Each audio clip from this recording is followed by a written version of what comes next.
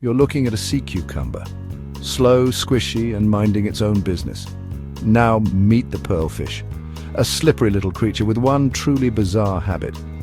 When it needs a safe place to hide, it swims right into the sea cucumber's butt. Seriously. It takes shelter in the body cavity, sometimes sleeping there all day, and sneaking out at night to hunt. Scientists still debate whether it's a peaceful roommate or a rude one. Some pearlfish even nibble on the cucumber's organs, which regrow. A living Airbnb, a questionable friendship, and one of the weirdest symbioses in the sea. Welcome to Lost Latitudes 75, where nature gets seriously weird.